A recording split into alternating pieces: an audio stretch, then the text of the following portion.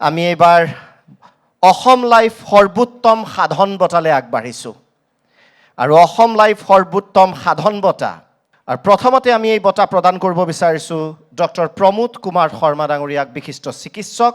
আমাৰ অধ্যক্ষ নৃপেন দাস ডাঙৰীয়াক আমি অনুৰোধ জনাম তেখেতক এই বঁটা প্ৰদান কৰিবলৈ আৰু সতীৰ্থসকলে সহযোগ কৰিব। ডক্টৰ প্ৰমোদ কুমাৰ শৰ্মা ডাঙৰীয়াক আমি অকণমান আগবাঢ়ি আহিবলৈ অনুৰোধ জনাইছোঁ।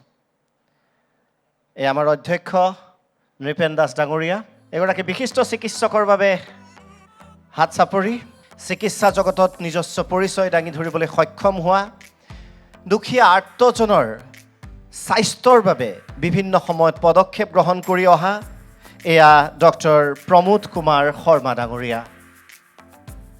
আৰু চিকিৎসকৰ মতে হাত চাপৰি বজালে ৰক্ত সঞ্চালন ভাল হয়, গতিকে হাত চাপৰি বজাই থাকক, এয়া চিকিৎসকৰ উপদেশ। আজিকালি হৃদৰোগ যথেষ্ট বেছি, গতিকে হাত চাপৰি বজাই থকা মানে নিৰাপদ হৈ থকা আপোনালোকে। গতিকে যিয়ে নিৰাপদ হ'ব বিচাৰিছে হাত চাপৰি। আৰু চিকিৎসা জগতত তেখেতৰ আমি কৈছোঁৱেই যে অনবদ্য অৱদান আছে, অনাগত দিনতো তেখেতে এই অৱদান সমাজলৈ আগবঢ়াই যাওক, তাৰে আমি কামনা কৰিছোঁ। এয়া ডক্টৰ প্ৰমোদ কুমাৰ শৰ্মা ডাঙৰীয়া। নমস্কাৰ। অসম লাইফ আৰু নৃপেন দাস ডাঙৰীয়াক মোৰ ধন্যবাদ, মোক যে বঁটাৰ কাৰণে চিলেক্ট কৰিলে। থেংক ইউ ভেৰি মাছ। ধন্যবাদ মহাশয়। এইবাৰ আমি বঁটা প্ৰদান কৰিম আৰু এগৰাকী অসমৰ সন্তান, যাক লৈ আমি গৰ্ব কৰিব পাৰোঁ। অসম লাইফ সৰ্বোত্তম সাধন বঁটা এইবাৰ আমি প্ৰদান কৰিব বিচাৰিছোঁ অৱসৰপ্ৰাপ্ত সেনা বিষয়া, অসমৰ গৌৰৱ, ভাৰতৰ সুৰক্ষাৰ অতন্দ্ৰ প্ৰহৰী দিব্যশংকৰ ভট্টাচাৰ্য ডাঙৰীয়া। ভট্টাচাৰ্য ডাঙৰীয়াক মঞ্চলৈ আহিবলৈ আমি বিনম্ৰ অনুৰোধ জনালোঁ। তেখেতক বঁটা প্ৰদান কৰিব আমাৰ অধ্যক্ষ নৃপেন দাস ডাঙৰীয়াই। আৰু এখেতসকলৰ হাততে সুৰক্ষিত হৈ থাকে জননী জন্মভূমি। এয়া দিব্যশংকৰ ভট্টাচাৰ্য ডাঙৰীয়া, এখেতে অনবদ্য অৱদান আগবঢ়াইছে। এখেতে সমাজৰ হৈ মাত মাতিছে, বিভিন্ন বিষয়ত সমাজৰ মানুহক জাগ্ৰত কৰিছে আৰু সেয়েহে আমি তেখেতক এই বঁটা প্ৰদান কৰিছোঁ। নমস্কাৰ। প্ৰথমতে মই শ্ৰদ্ধেয় নৃপেন দাস ডাঙৰীয়া, মঞ্চত উপস্থিত সকলো ব্যক্তি আৰু মোৰ সন্মুখত থকা অতিথিবৃন্দ, মই প্ৰায় ৩৩ বছৰ ভাৰতীয় সেনাত আছিলোঁ আৰু দেশৰ হয়তো সকলো কোণাত মই গৈছোঁ। চীন সীমান্ত, পাকিস্তান সীমান্ত সকলোখিনি দেখিছোঁ। আৰু মই আজি বিশেষকৈ উৎফুল্লিত হৈছোঁ, কাৰণ দেশৰ বিভিন্ন প্ৰান্তত, বিভিন্ন ৰাজ্যত হয়তো মই অনেক বঁটা পাইছোঁ, অনেক মেডেল পাইছোঁ, কিন্তু এজন অসম সন্তান হিচাপে নিজ ভূমিত আজি অসম লাইফ 24-এ যি সন্মান মোক দিছে, সেইটোৰ কাৰণে মোৰ কিন্তু চিৰস্মৰণীয়। দ্বিতীয়তে, মই অসম লাইফ 24-ৰ যি যাত্ৰা, সেইটো কিন্তু অতি সৰাহনীয়। মই এইকাৰণে এইটো কথা কৈছোঁ যে দেশৰ বিভিন্ন ৰাজ্যত মই গৈ দেখোঁ যে বাহিৰৰ মানুহ আহি অসমত আহে, কিন্তু আমাৰ মানুহ বাহিৰত গৈ বাহিৰত সিমান দেখা নাপাওঁ। গতিকে অসম লাইফ 24, বিশেষকৈ তাৰ অধ্যক্ষ ডাঙৰীয়া, তেখেতে যে এই যাত্ৰাটো লৈছে, যোনটো ষ্টেট মিৰাৰ, মই গম পাইছোঁ যে সেই ষ্টেট মিৰাৰৰ অফিচ দিল্লী, চণ্ডীগড় আদিলৈ গৈছে, সেইটোত মই কিন্তু খুব সুখী হৈছোঁ। আৰু এইকাৰণে সুখী হৈছোঁ যে মোৰ এইটো দৃঢ় বিশ্বাস যে আমি অসমীয়া, আমি শ্ৰেষ্ঠ হয় আৰু কাৰোতকৈ আমি কম নহওঁ আৰু সেইকাৰণে মই ভাবোঁ যে আমাৰ যুৱ প্ৰজন্মৰ প্ৰতিভা আছে আৰু সেই প্ৰতিভাটো আমি ওলাই আনিব লাগিব, দেশত ওলাই আনিব লাগিব, ৰাষ্ট্ৰ আৰু আন্তঃৰাষ্ট্ৰীয় স্থলতো আমি ওলাই আহিব লাগিব। আৰু সেইকাৰণে অসম লাইফ 24ৰ যি এই প্ৰচেষ্টা, অতি শলাগৰ প্ৰচেষ্টা, আৰু মই অসম লাইভৰ সকলোকে মই অভিনন্দন জনাইছোঁ আৰু লগতে কৃতজ্ঞতাও জনাইছোঁ। ধন্যবাদ। জয় হিন্দ, জয় ভাৰত, জয় আই অসম আৰু জয় অসম লাইফ 24। জয় হিন্দ ছাৰ, আমাৰ তৰফৰ পৰাও আমি তেখেতক ধন্যবাদ জ্ঞাপন কৰিছোঁ। এইবাৰ আমি আগবাঢ়িছোঁ। এগৰাকী ব্যক্তি মই কৈছিলোঁৱে, ছেভ গুৱাহাটী বিল গুৱাহাটীৰ জৰিয়তে সমগ্ৰ গুৱাহাটীৰ অতন্দ্ৰ প্ৰহৰী আৰু অসমৰ বিভিন্ন সময়ত বিভিন্ন বিষয়ত সততে মাত মাতি অহা কৈলাশ শৰ্মা ডাঙৰীয়াক আমি প্ৰদান কৰিব বিচাৰিছোঁ অসম লাইফ সৰ্বোত্তম সাধন বঁটা। আৰু তেখেতক এই বঁটা প্ৰদান কৰিব আমাৰ অধ্যক্ষ নিপেন দাস ডাঙৰীয়াই। আমি সতীৰ্থসকলক আগবাঢ়ি আহিবলৈ অনুৰোধ জনাইছোঁ। কৈলাশ শৰ্মা ডাঙৰীয়া মঞ্চৰ আগফালে আহিবলৈ অনুৰোধ জনাইছোঁ। নিপেন দাস ডাঙৰীয়াক আহিবলৈ অনুৰোধ জনাইছোঁ। এয়া কৈলাশ শৰ্মা ডাঙৰীয়া বিভিন্ন বিষয়ত নিৰপেক্ষভাৱে বলিষ্ঠভাৱে ৰাইজৰ কথা ৰাইজৰ হৈ মাত মতা কৈলাশ শৰ্মা ডাঙৰীয়া।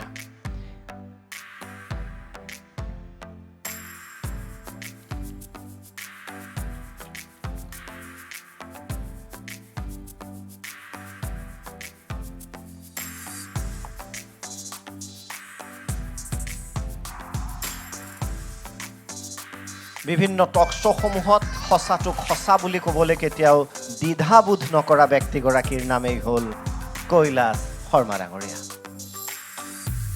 ধন্যবাদ দীপক।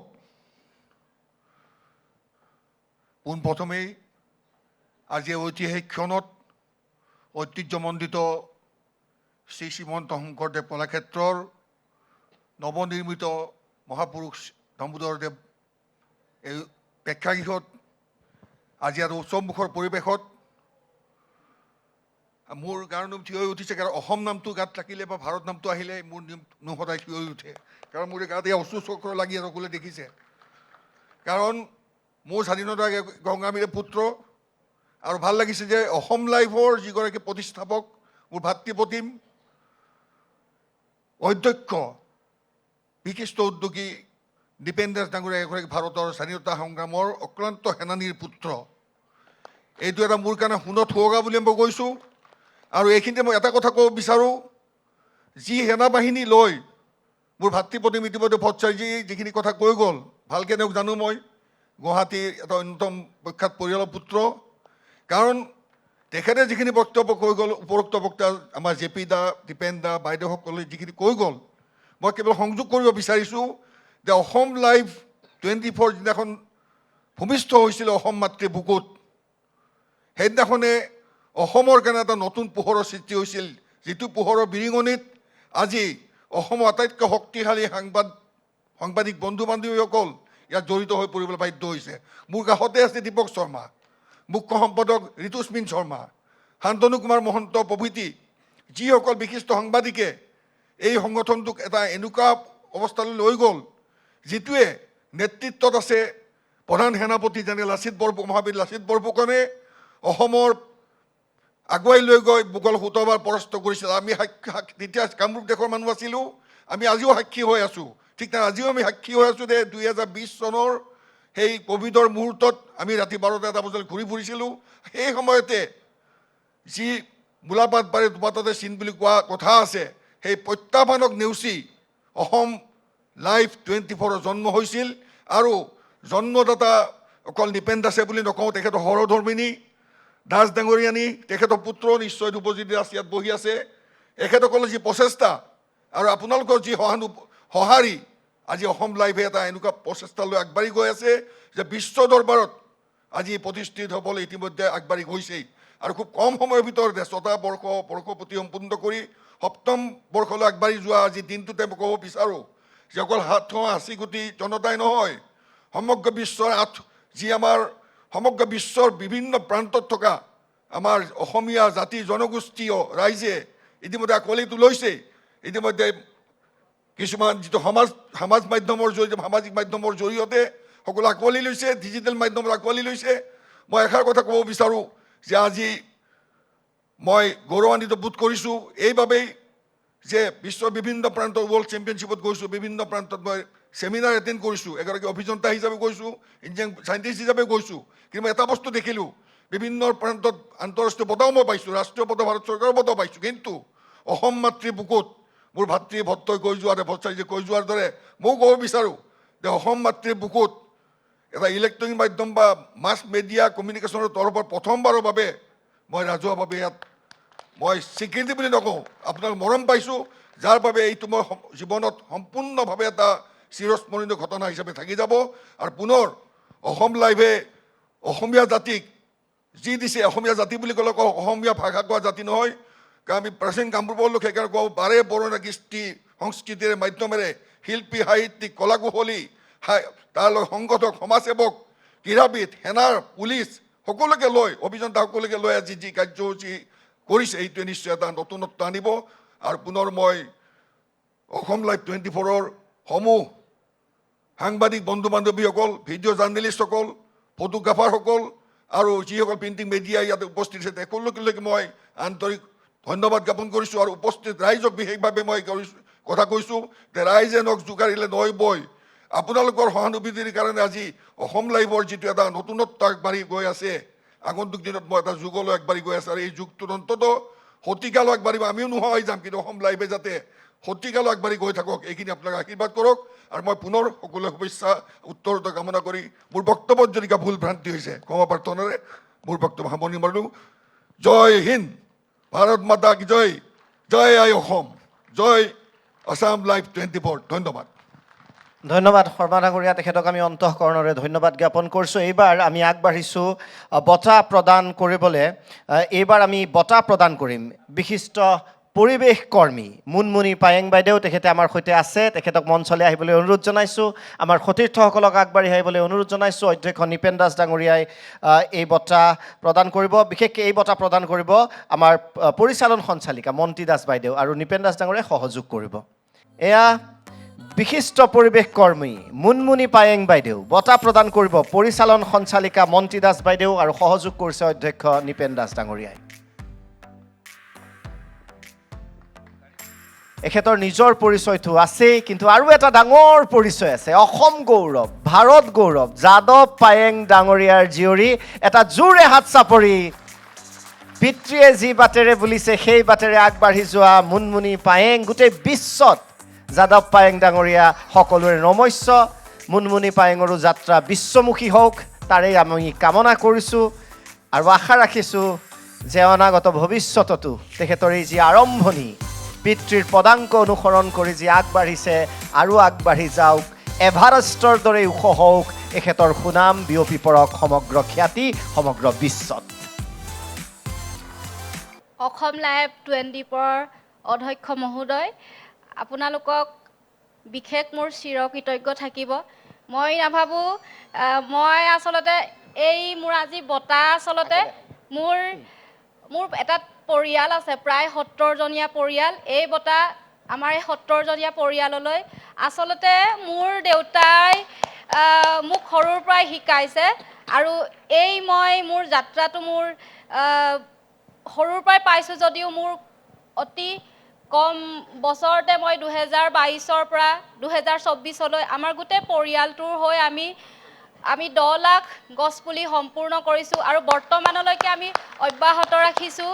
আৰু মই আপোনালোকৰ চেনেলক বহুত বেছি মোৰ মনত থাকি যাব, আৰু চিৰকৃতজ্ঞ জনাম যে আপোনালোকৰ এই চেনেলটোৱে আমাৰ তাতে আমাৰ ভগৱান স্বৰূপ জুবিনদাৰ নামত আপোনালোকে আমাক পুলিও পঠাইছে আমাৰ তাত, আৰু যথেষ্টখিনি ভাল লাগিছে আপোনালোকক। আচলতে মোৰ ইমান মই কথা নকওঁ, আৰু মোৰ হাতে কামে যোনটো মই সেয়া দেখাবলৈ মই চেষ্টা কৰিম। আপোনালোকে মোক সদায় আশীৰ্বাদ কৰি যাব, মই দেউতাৰ শিপাডাল বহুত দূৰলৈ মই আগুৱাই লৈ যাব পাৰোঁ। আৰু ইয়াকে কৈ মোৰ বক্তব্য সামৰণি মাৰিছোঁ। ধন্যবাদ। আৰু আমি নিশ্চয় ক'ম অৰণ্য কন্যাৰ বাবে এটা হাত চাপৰি। আমিও কৃতজ্ঞতা জ্ঞাপন কৰিছোঁ। এইবাৰ আমি বঁটা প্ৰদান কৰিব বিচাৰিছোঁ আন এগৰাকী বিশিষ্ট সমাজসেৱী সমাজকৰ্মী আমাৰ সন্মুখত বহি আছে অত সময়ৰ পৰা ধৈৰ্য ধৰি। এইবাৰ আমি মঞ্চলৈ আমন্ত্ৰণ কৰিব বিচাৰিছোঁ ভিক্টৰ ৰাজকুমাৰ ডাঙৰীয়াক। স্বাগতম জনাইছোঁ আপোনাক। মঞ্চলৈ সতীৰ্থসকলে আগবঢ়াই আনিব। বঁটা প্ৰদান কৰিব অধ্যক্ষ নৃপেন দাস ডাঙৰীয়াই আৰু সতীৰ্থসকলক আগবাঢ়ি আহিবলৈ অনুৰোধ জনাইছোঁ। কম বয়সতে সমাজ সেৱাৰ ক্ষেত্ৰখনত নিজস্ব নাম অংকন কৰিবলৈ সক্ষম হোৱা এইগৰাকী ভিক্টৰ ৰাজকুমাৰলৈ অসম লাইভ 24-এ প্ৰদান কৰিছোঁ আমি সৰ্বোত্তম সাধনা বঁটা। গতিকে অসম লাইভ সৰ্বোত্তম সাধনা বঁটাৰ প্ৰাপক ভিক্টৰ ৰাজকুমাৰ ডাঙৰীয়া।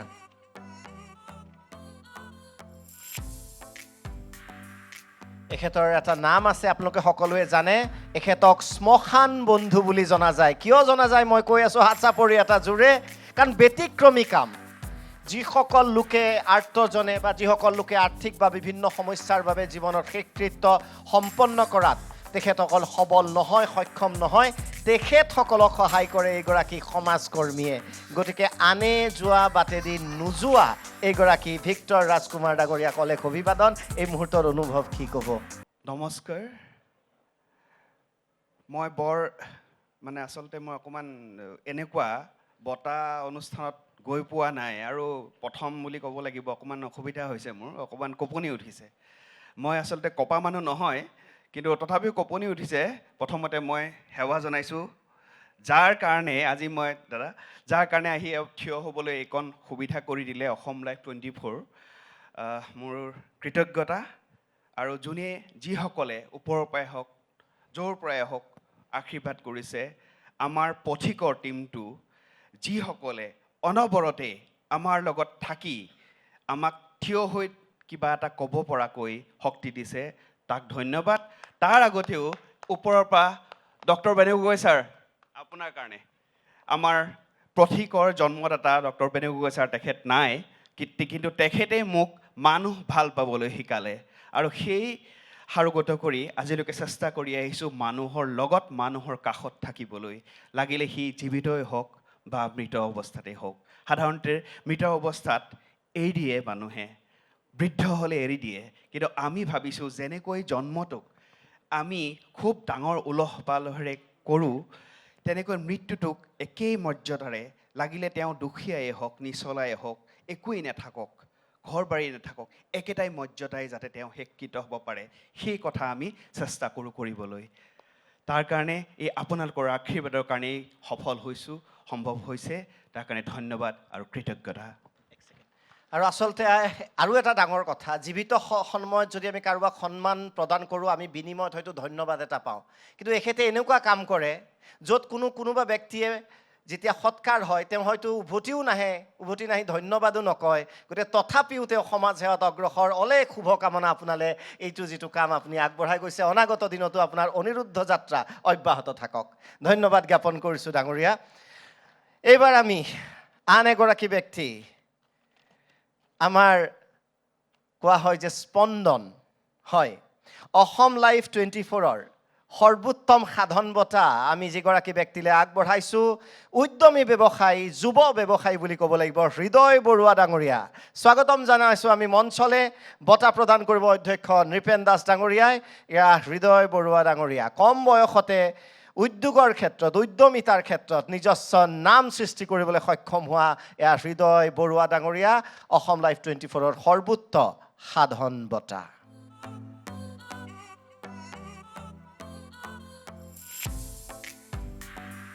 এই পথাৰখনো যথেষ্ট কঠিন, গতিকে ইয়াতো হাত চাপৰিব যাব লাগিব। কাৰণ প্ৰতিযোগিতাৰ যুগত উদ্যমিতাৰ যোগেদি নিজৰ নাম প্ৰতিষ্ঠা কৰিবলৈ সক্ষম হোৱাটো ইমান সহজ কথা নহয়। অসম লাইভ 24-ৰ সৰ্বোচ্চ সাধন বঁটাৰ প্ৰাপক। ফাৰ্ষ্ট অফ অল মই অসম লাইভ 24-ক থেংক ইউ কওঁ যে তেখেতসকলে মোক এইটো বঁটা প্ৰদান কৰিছে। আৰু মোৰ খুব নিজেও ভাল লাগিছে যে মই নৃপেন ছাৰৰ হাতৰ পৰা এই প্ৰাইজটো লৈছোঁ। কাৰণ কি তেখেত এজন বহুত ছাকচেছফুল বিজনেছমেন আৰু আমি ব্যৱসায় যিহেতু কৰোঁ, আমাৰ কাৰণে তেখেত এজন আইডেল হয়। তো তেখেতৰ হাতৰ পৰা প্ৰাইজটো লৈ পেলাই মই নিজেই বহুত আনন্দিত। আৰু তেতিয়া অংশুমান ছাৰে যেনেকৈ ক'লে যে তেখেতে এৱাৰ্ডটো লৈ পেলাই এতিয়া আৰু কাম কৰিবলৈ বেছি ইনস্পায়াৰ হ'ব, ছেম মোৰো তেনেকুৱা যে মই আজি এৱাৰ্ডটো লৈ পেলাই আৰু যাতে ব্যৱসায়ত আৰু কাম কৰিব পাৰোঁ, যাতে অসমক আৰু ছাৰ্ভিচ দিব পাৰোঁ, সেইটো সদায় মই চেষ্টা কৰিম। ধন্যবাদ। ধন্যবাদ ডাঙৰীয়া। অনাগত দিনত অসম মাতৃলে আৰু অধিক অৱদান আগবঢ়াব আমি আশাবাদী। এইবাৰ শেষত নামটো, কিন্তু কামটো শেষত নহয়। সৰ্বোচ্চ সাধন বঁটা আমি প্ৰদান কৰিব বিচাৰিছোঁ বিশিষ্ট সমাজকৰ্মী অপূৰ্ব অধিকাৰী ডাঙৰীয়াক, আৰু বঁটা প্ৰদান কৰিব অধ্যক্ষ নিপেন দাস ডাঙৰীয়াই। এয়া অপূৰ্ব অধিকাৰী ডাঙৰীয়া, আমি মঞ্চত আগবাঢ়ি আহিবলৈ অনুৰোধ জনাইছোঁ। লগতে আমাৰ সতীৰ্থসকলক বঁটা লৈ আহিবলৈ অনুৰোধ জনাইছোঁ। এটা হাত চাপৰি হ'ব লাগে অপূৰ্ব অধিকাৰী ডাঙৰীয়াৰ বাবে, বিশিষ্ট সমাজকৰ্মী। আমি সৌভাগ্যৱান হিচাপে নিজকে বিবেচিত কৰিছোঁ আপুনি আমাৰ মাজত আহিল, আমাৰ এই বঁটা গ্ৰহণ কৰিলে।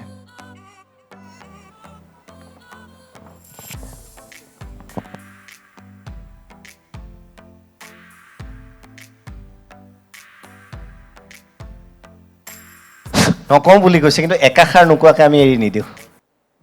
অসম লাইফৰ এই বৰ্ষপূৰ্তি অনুষ্ঠানত আমাৰ মাজত উপস্থিত থকা অসম লাইফ 24ৰ শ্ৰদ্ধেয় অধ্যক্ষ নিপেন দাস ডাঙৰীয়া, মঞ্চত বিৰাজমান হৈ থকা অসমৰ সাংস্কৃতিক ক্ষেত্ৰৰ পুৰোধা ব্যক্তিসকল, সামাজিক ক্ষেত্ৰৰ পুৰোধা ব্যক্তিসকল, মই সকলোকে আন্তৰিক সেৱা জ্ঞাপন কৰিছোঁ।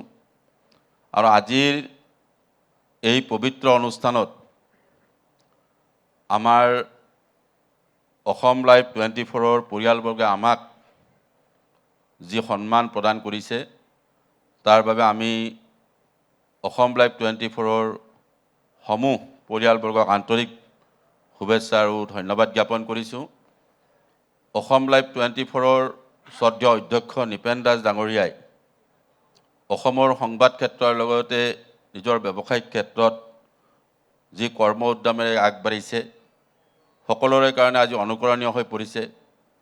আৰু সমাজখনৰ সাংস্কৃতিক, আধ্যাত্মিক, ৰাজনৈতিক এই সকলো দিশত বিকাশৰ ক্ষেত্ৰত অসম লাইফ 24ৰে বিগত সময়ছোৱাত যি ধৰণে কাম কৰিছে, আজি শ্ৰদ্ধেয় দীপক দাই গোটেই ব্যৱস্থাটো উপস্থাপন কৰোঁতে অভিভূত হৈ পৰিছোঁ। আৰু ভগৱন্তৰ শ্ৰীচৰণত প্ৰাৰ্থনা জনাইছোঁ যে অনাগত দিনত যাতে এই চেনেলটোৱে অসমৰ সমাজ জীৱনত এক শক্তিশালী ভূমিকা আৰু কঢ়িয়াই আনিব পাৰে, তাৰ বাবে ভগৱন্তৰ শ্ৰীচৰণত প্ৰাৰ্থনা জনাইছোঁ। আৰু ইয়াৰ লগে লগে মই মঞ্চত উপস্থিত থকা সমূহ সুধীমণ্ডলী আৰু সভাগৃহত উপস্থিত সকলো ক্ষেত্ৰৰ ব্যক্তিসকলক মই সকলোকে আন্তৰিক সেৱা জ্ঞাপন কৰি মোৰ বক্তব্য ইমানতে বিৰাম দিছোঁ। ধন্যবাদ।